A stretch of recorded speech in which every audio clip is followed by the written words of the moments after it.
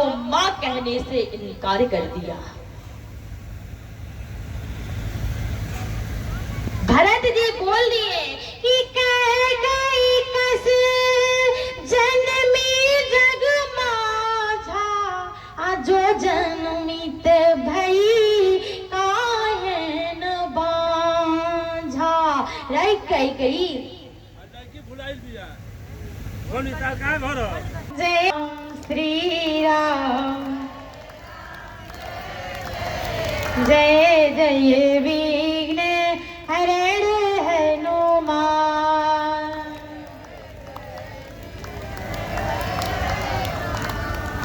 सियावर रामचंद्र की।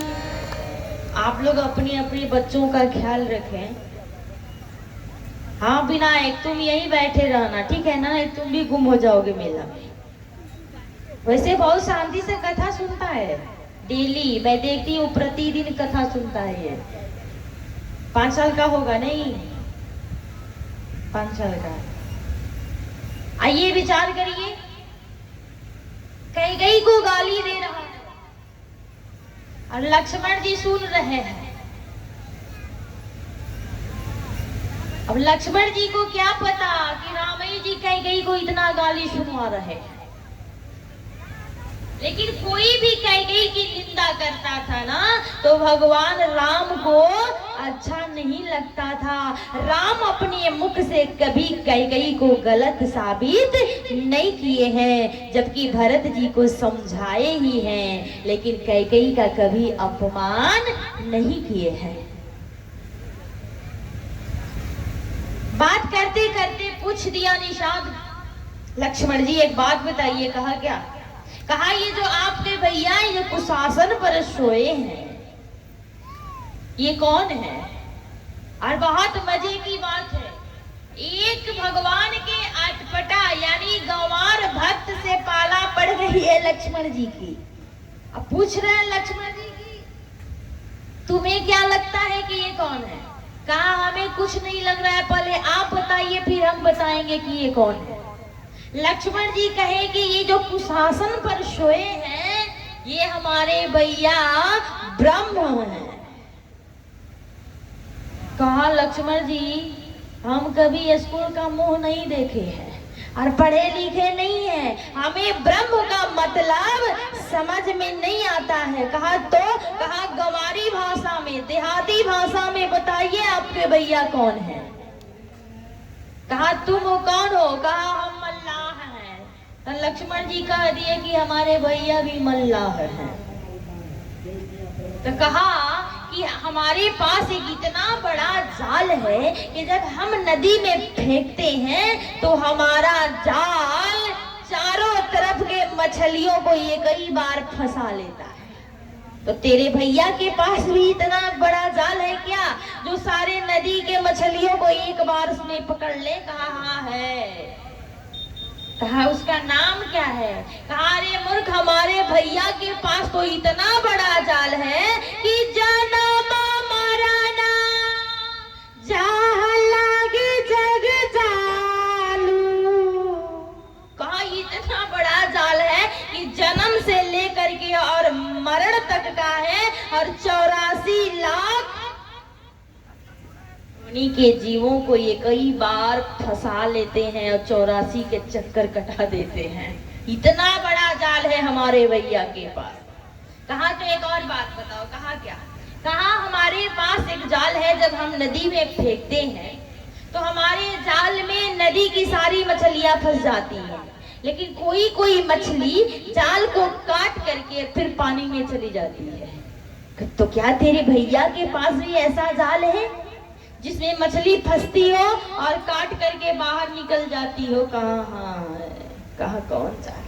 कहा हमारे भैया के पास भी ऐसा जाल है कि सारे संसार के जीवों को ये कई बार फंसाते हैं, लेकिन जो सत्संग किया रहता है, जो भगवान के मर्म को जानता है, जो भजन करता है, वो कभी माया में नहीं फंसता है और जाल को काट करके मुक्त हो जाता है। तो हमारे भैया के पास भी ऐसा जाल है। लेकिन एक बात बता दूं आप लोगों से, ये लक्ष्मण का और निषाद का संवाद चल रहा था गुह का, और एक झाड़ी में बैठ करके केवट, धन्य हो भैया केवट, झाड़ी में बैठ करके केवट कथा सुन रहा है। और इस कथा का कितना महत्व है, कलयुग में बहुत कम ही लोग इस कथा को महत्व दे रहे हैं। लेकिन अभी केवट के प्रसंग से आपको पता चलेगा कि कथा को सुनने से क्या लाभ होता है, क्या फायदा होता है। केवट बैठ करके चुपचाप सुन रहा था राम जी के बारे में कि ये कौन है, और मानो पूरी कथा सुन लिया लक्ष्मण जी के मुख से।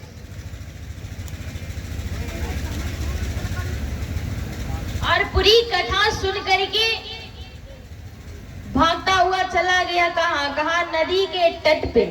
और क्या देखा, कहा रात्रि का समय है और सारे के सारे नाविक अपने अपने नैया को खूब सजा रहे हैं, खूब बढ़िया बढ़िया। क्योंकि उन नाविकों को लग रहा है कि कल राम हमसे नौका मांगने के लिए घाट पर आएंगे। तो नाविकों को ये पता था कि राम जी राजा के बेटा हैं, तो सुंदरता देखेंगे, यानी सुंदर नाव, जो अच्छा नाव होगा उसे ही चुनेंगे। तो सारे के सारे नाविक अपनी नैया सजाने में लगे हैं और इधर केवट कथा सुनने में व्यस्त है। और केवट की वही टूटी फूटी नैया घाट पे लगी। अब केवट कहा कि नैया को सजाने लगूंगा तो बहुत विलंब हो जाएगा, और प्रातः राम जी नाव मांगने के लिए आ ही जाएंगे, तो अब क्या करूं। कहा इसके पास एक जड़ी है, अब वो जड़ी का उपयोग कर रहा है। कहा गया भागते भागते केवट गुहराज निषाद के पास पहुंचा, और गुहों के राजा के पास पहुंच करके और जा करके पैर को पकड़ लिया। निषाद बोला, भैया केवट मेरे पैर पे क्यों गिरे हो, क्या कारण है इसका। कहा महाराज आप तो हम लोगों के राजा हैं। कहा हाँ। कहा तो राजा का यही कर्तव्य बनता है कि अपनी प्रजा की भला करे। जा सुराज प्रिय प्रजा दुखारी, सो नृप अवश्य नरक अधिकारी। तो हे राजन, हम आपसे कुछ मांगने के लिए आए हुए हैं, हमें दीजिए। कहा क्या। कहा राजा आपके आदेश का सब लोग पालन करेंगे, इसलिए एक ढिढोरा पिटवा दीजिए कि कल घाट पे किसी की नैया नहीं रहेगी। निषाद कहा कि ये भी कोई बात है, जब राजा हूं तो सबके साथ न्याय करूंगा, केवल तुम्हारे ही साथ क्यों करूं। कहा महाराज देखिए ना, सारे नाविक अपनी अपनी नौका को सजा रहे हैं और हमारी वही टूटी फूटी नैया है, भला राम जी उस पर क्यों चढ़ेंगे। इसलिए हे प्रभु मैं आपसे निवेदन कर रहा हूँ, कोई न कोई चमत्कार कर दीजिए और नाविकों से बोल दीजिए कि कल वो अपना नाव घाट पे न लगाए। इनकार कर दिया। कहा नहीं ऐसा मैं नहीं कर सकता। केवट कहा कि नाथ जब आप ऐसा नहीं कर सकते तो हमको जो आप पहले बोले थे कि वरदान मांगो, वर मांगो, तुम्हें क्या चाहिए, तो मैं बोला था कि समय आने पर मांगूंगा तो हमारा वरदान ही दे दीजिए। कहा ये कौन सा वरदान और कब तुमको मैं वचन दिया था। तो एक बार की बात है कि गुहों का राजा निषाद जंगल में शिकार करने के लिए गया हुआ था और शिकार करते करते उसको प्यास लगी और प्यास से व्याकुल तड़पता हुआ भूमि पे गिर गया, क्योंकि उसके पास जल नहीं था कि वो ग्रहण करे, और प्यास से नीचे गिर गया और गिर करके मूर्छित हो गया। संजोग बस उसी रास्ते से केवट आ रहा था और केवट के पास पानी था। केवट देखा निषाद को तो उसके सर पे जल का छींटा मारा, उसे होश आया तो उसे पानी पिलाया, और जब पानी पिला करके तृप्त किया तो गुहों का राजा निषाद बोला भैया केवट हमसे कुछ मांग लो, क्योंकि मैं तुम लोगों का राजा हूँ और तुम्हें जो चाहिए मैं तुम्हें वही प्रदान करूंगा, इसलिए मांगो तुम्हें क्या चाहिए। केवट कहा कि अभी हमको कुछ नहीं चाहिए, समय आएगा तो मांग लूंगा। और भैया कैकेयी भी यही बोली थी कि समय आएगा तो मांग लूंगी। केवट कहा कि आज नहीं चाहिए, समय आएगा तो मांग लूंगा। अब याद दिला दिया, कहा महाराज आप तो कहे थे कि कुछ मांगो, तो मैं कहा था कि समय आएगा तो मांग लूंगा। आज वो समय आ गया है, आप एक उपकार कर दीजिए, कृपया पूरे नाविकों को आदेश कर दीजिए कि नैया हटा ले। और ऐसा ही हुआ। राजा जा करके घाट पे और ढिढोरा पिटवा दिया कि कल घाट पे केवल केवट की टूटी फूटी नैया रहेगी। अब सोचिए, जो पूरा रात जाग करके और नाव को सजाया था, उन नाविकों पे क्या बीत रही होगी। लेकिन एक और बता दो, उन नाविकों ने भूल कर दी, जानते हैं क्या? कहा यदि भगवान रूप से रिझते तो कुबड़ी के पास कौन रूप था? कुबड़ी सुंदर थी, पूरे अंग से टेढ़ी थी, लेकिन भगवान उद्धार कर दिए। कहा किसी ने कहा भगवान धन से रिझते हैं, तो सुदामा नाम के दीनहीन गरीब ब्राह्मण के पास कौन सा धन था कि उद्धार कर दिया।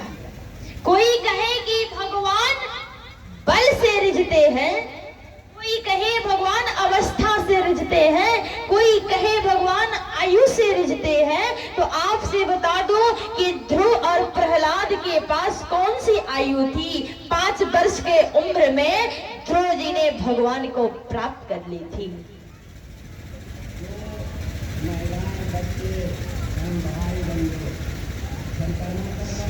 तो आपको बताना चाहूंगी कि भगवान रूप पे नहीं रिझते हैं। रामई केवल प्रेम प्यारा, जान ले हो जो जान निहारा। बार बार बाबा निवेदन करते हैं कि राम जी को केवल प्रेम प्रिय है, और वो प्रेम केवट के अंदर है।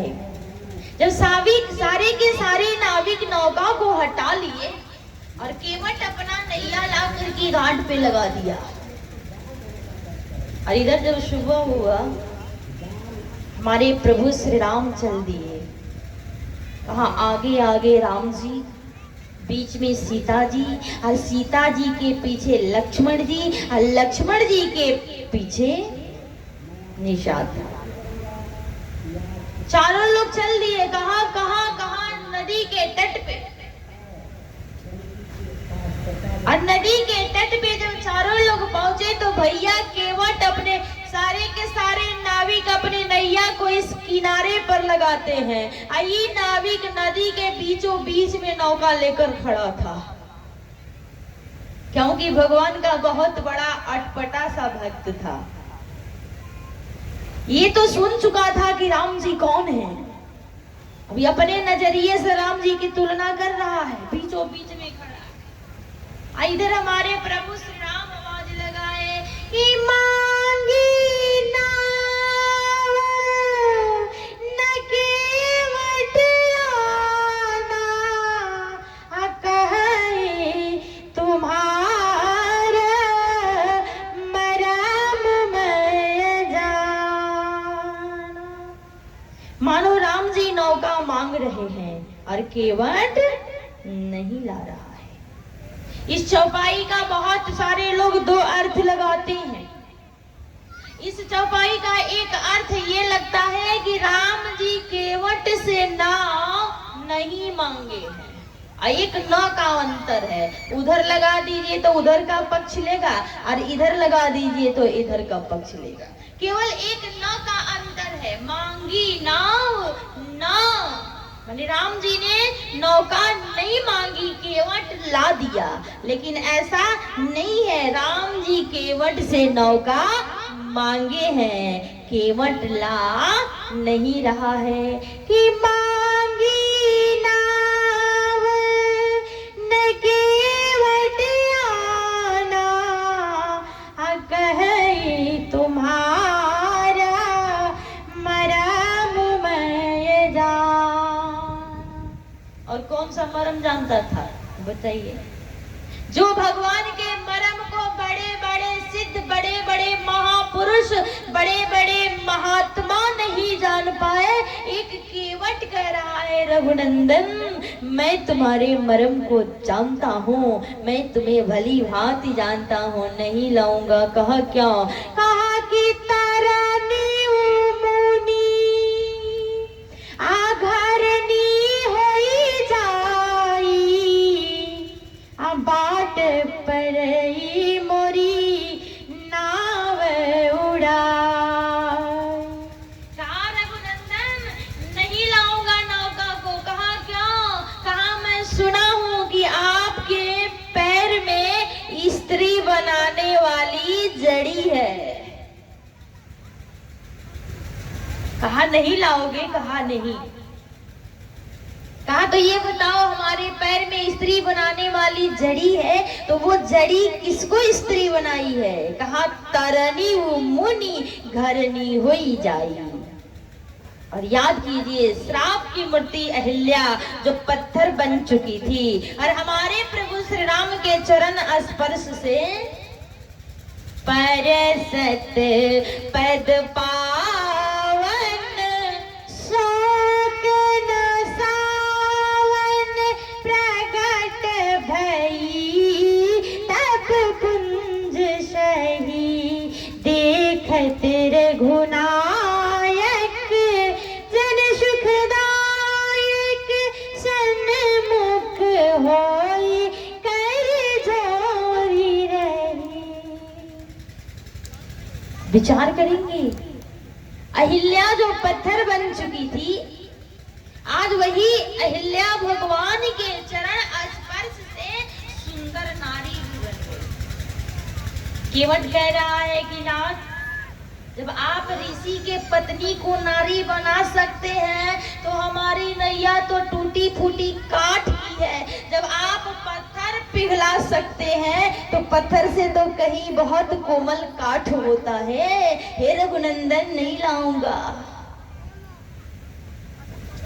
राम जी कह रहे हैं भैया केवट जल्दी लाओ नौका, अरे हमें जाना है, बहुत विलंब हो रहा है। बताइए जिसका नाम भव सागर को पार करने में दी गई है, जिसका नाम हमारे रघुनंदन सबके रोम रोम में वास करते हैं, जिनके रोम रोम में करोड़ों ब्रह्मांड लटका हुआ है, वो अपने स्थान को कितना नीचा कर दिए हैं। कहा एकदम आम जनता के भांति पुकार कर रहे हैं भैया केवट नौका लाओ। और केवट कह रहा है नहीं लाओ। कहा कब लाओगे, क्या करोगे? कहा कि लाऊंगा एक ही शर्त पे कि पहले आपका चरण धोऊंगा। और एक विचार कीजिए, यहाँ पर यदि राम के एक बार कहने से नाविक नौका ला दिया होता तो क्या राम के चरण धोने का शुभ अवसर उसे प्राप्त हुआ होता? कभी नहीं होता। तो ये अपने आप को गंवार कह रहा है, लेकिन गंवार है नहीं, बहुत अटपटा सा भक्त है। कहा कि पद कमल धोई चढ़ाई नाव, ननाथ उतराई चहो। रघुनंदन आपके चरणों को धो करके और नौका पर बिठा दूंगा, हमें उतराई भी नहीं चाहिए। लेकिन नौका पे भैया बस पर बैठिए तो उतरिए तब भी किराया दीजिएगा तो चलेगा, चलेगा ना? नहीं तो बीचों में आके नौका में पहले ही किराया वसूलाला। इधर हमारे प्रभु श्री राम नौका मांग रहे हैं नाविक से, और इधर ये खूब नखड़ा कर रहा है, कह रहा है नहीं एक ही शर्त पे लाऊंगा। कहा कब? कहा पहले पैर धोने का परमिशन मिलेगा तब। राम जी कहे जो भी करना है कर ले, लेकिन इस तट से उस तट तक पहुंचा दे। लक्ष्मण जी कहे खबरदार केवट आगे मत बढ़ना। कहा क्यों? कहा कि हमारे भैया राम के चरण को पखारने की लाइन लगी रहती है और तुम धोने की बात कर रहे हो। और धोने में और पखारने में बहुत अंतर होता है ना? पखारना मतलब धीरे से स्पर्श कर देना। और धोने का मतलब जैसे धोबी कपड़ा को धोता है, रगड़ रगड़ के, निचोड़ निचोड़ करके। तो धोने में और पखारने में अंतर होता है। मानो लक्ष्मण जी कह रहे हैं पखारना है तो पखार लो, लेकिन धोने की अनुमति नहीं दी जाएगी। राम जी कह रहे हैं भैया तुम शांत हो जाओ, अपना काम है, तो चलो इसका नखड़ा ही उठा लिया जाए। कहा तो ठीक है। और हमारे प्रभु श्री राम बार बार कह रहे हैं केवट नौका को लेकर के आया, लेकिन राम को नौका में बिठाया नहीं। पहले क्या किया, कहा रघुनंदन पैर को धोऊंगा और तब आपको नौका पर चढ़ाऊंगा, ताकि आपके पैर में यदि स्त्री बनाने वाली जड़ी होगी तो पहले धुल जाएगी और तब आप नाव पे बैठिएगा तो कोई असर नहीं करेगा। क्योंकि अपनी गरीबी बता रहा है, रघुनंदन मैं बहुत गरीब हूँ, इसी नौका को चला करके अपने परिवार का परवरिश करता हूँ, पालन करता हूँ, और हमारे पास कोई रोजगार नहीं है कि यही प्रतिपाल हूँ सब परिवार, नहीं जान वो कछु और कबारू। कहा और दूसरा कोई काम धंधा नहीं जानता हूँ, इस नौका को चला करके ही परवरिश करता हूँ। राम जी कहे ठीक है तो ला चल पखार ले। अब केवट चाहता तो राम जी के पास गंगा जी बह रही थी ना, तो गंगाजल से राम जी का पैर आराम से पखार लेता ना, लेकिन नहीं। केवट सोचा कि यहाँ गंगा जल उठा करके राम के चरण को पखार लूंगा तो अकेले तरूंगा, अकेले उद्धार होगा हमारा, और यदि सब परिवार धोऊंगा तो सबका कल्याण हो जाएगा। तो केवट राम को यहाँ होल्ड कर दिया और भागते हुए कहाँ गया, कहा अपने घर गया। और घर गया तो पत्नी से कहा कि जल्दी से तैयार हो जाओ और बच्चों को भी तैयार कर लो। तो केवट के कितने बच्चे थे, पूरा 1 दर्जन। केवट के 12 बच्चे थे और अपने 12 बच्चों को केवट तैयार कर लिया और खुद तैयार हो गया, पत्नी को भी तैयार कर लिया। और एक कठौता, इनमें कितना लोग कठौता देख ले बा, काठ के कठौता, केवट कठौता में जल लाया है कि केवट राम रजाय सुपावा, तो पानी कठौता भर ले आओ। कठौता में जल क्यों लाया है, इसका 2 कारण है। केवट सोचा कि कठौता में जल लेकर के जाऊंगा और सचमुच में राम के पैर में स्त्री बनाने वाली जड़ी है, तो कठौता को लड़की थोड़ी बनाएंगे, लड़का ही न बनाएंगे, क्योंकि कठौता पुल्लिंग शब्द है और कठौती स्त्रीलिंग शब्द है। तो कहा कठौता लेकर जाऊंगा। और हमारे केवट सोचा कि बेटा होगा तो कमा कर खिलाएगा, अब बेटी होगी तो 20 लाख लेकर चली जाएगी, तो गरीब हूं तो दे नहीं पाऊंगा, तो सोचा कि चलो बेटा ही प्राप्त हो जाए। दूसरा, काठ के बर्तन में और मिट्टी के बर्तन में जल सोखने की क्षमता होती है ना, क्योंकि काठ में छिद्र होता है और मिट्टी के बर्तन में भी जल को सोखने की क्षमता होती है। रात में पानी रखिए तो सुबह में कम दिखेगा, वही स्टील में रखिए, एल्युमिनियम में रखिए, तांबा पीतल जो भी है उसमें रखिए, वो बराबर के बराबर दिखेगा। लेकिन मिट्टी का पानी घट जाता है और कठौता का भी पानी घट जाता है। केवट सोचा कि कठौता में जल लेकर के जाऊंगा, राम के पैर को धोऊंगा तो चरणोदक तो पी लूंगा और जब पानी उसमें रहेगा तो जो काठ अंदर सोखा रहेगा पानी, फिर सुबह में हम उसमें 1 बाल्टी गंगाजल छोड़ देंगे तो राम का जो चरणोदक काठ के अंदर होगा वो बाहर आ जाएगा, बाहर का जल अंदर चला जाएगा। इस प्रकार से हमें जितना दिन चाहेंगे उतना दिन राम का चरणोदक हमको प्राप्त होता रहेगा। धन्य हो केवट। केवट को लोग गंवार कहते हैं। बताइए गंवार इंसान क्या इतना बुद्धि लगा सकता है? कभी नहीं, कभी नहीं लगा सकता।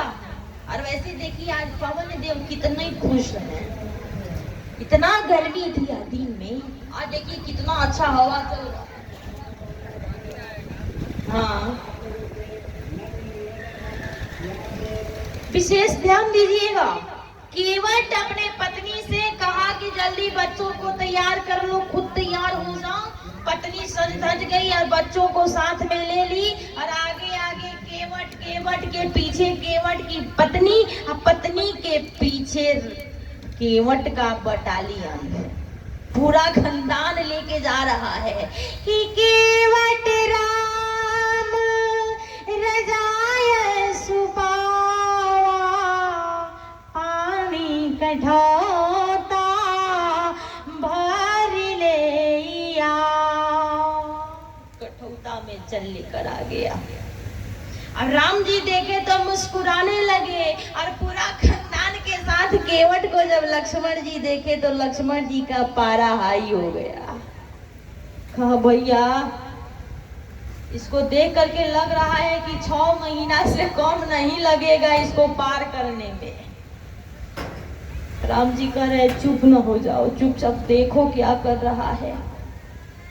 कहा आया और प्रभु श्री रामचंद्र जी के पैर को कठौता में रख लिया। दोनों पैर नहीं, एक पैर। और जब राम जी के एक पैर को कठौता में रख करके अति आनंद उमगी अनुरागा चरण सरोज पखारन लागा। अति आनंद उमगी अनुरागा चरण सरोज पखारन लागा। बिना अनुराग की भगवान की प्राप्ति नहीं हो सकती श्रोताओं। इसलिए सीता जी को भी राम के जैसे पति प्राप्त कब हुआ? कब सीता मैया भी अनुराग के साथ पूजाती है। आज के चाट चाउमीन खूब टेस्टी लगी, पूरा चौरा में के धूरा उड़ के वही में पड़ता है। विचार करके देखेंगे केवल भगवान के पैर को कैसे धोया है? कहा अनुराग के साथ। और सीता जी को राम जी कब मिले? कहा कि सीता मैया भी पूजा की अधिक अनुराग तनिज अनुरूप सुभग बरमा। कहा अपने अनुरूप पर निज अनुरूप सुभगवर मांगा। इधर केवट अति आनंद उमगी अनुरागा तो चरण सरोज पखारन लागा। अनुराग के साथ भगवान के पैर को पखार रहा है। और पखारते पखारते क्या किया? एक पैर धो करके नीचे गमछा बिछा दिया और उस पे राम जी के चरण को रखा कि दोबारा धूली न लग जाए। और फिर दूसरा पैर राम जी के कठौता में रख दिया। अब किसी को एक पैर पे खड़ा कर दिया जाए उसकी क्या दशा होगी? अब आप ही बताइए ना, लड़खड़ाएगा कि नहीं? राम जी लगे लड़खड़ाने तो कहा कि पता नहीं कौन आपको ब्रह्म बना दिया, कौन भगवान की उपाधि दे दिया आपको। राम जी कहे क्या हुआ है? कहा इतना भी अकल नहीं है कि गिर रहे हैं तो हमारे सर को पकड़ ले। धन्य हो केवट। और भगवान राम दोनों हाथों से केवट के सर को पकड़े हुए हैं ताकि गिर न जाए, क्योंकि लीला करने के लिए आए हैं तो ब्रह्म बन करके नहीं आए हैं,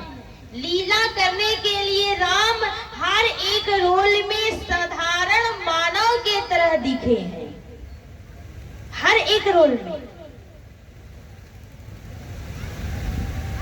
विचार कीजिएगा, प्रभु श्री राम अपने पैर को धुलवा रहे हैं और केवट बार बार भगवान को कह रहा है कि ढूंढ लियो अपने प्रभु को जो लाख अमोलन लाखन में। अब प्रभु के तन में नरमी इतनी जितनी नरमी नहीं माखन में। आहिया रे न बसो नियरे न बसो प्रिय प्यारे बसो दुई आँखन में। हे रघुनंदन, मैं आपके इस रूप को अपने दोनों आँख के पुतली में बसा करके रखना चाहता हूँ, क्योंकि आप माखन से भी कोमल है। और भगवान के पैर को धो करके भैया कैसे नौका पर बिठा रहा है। राम सखा तब नाव मंगाई तो प्रिया चढ़ा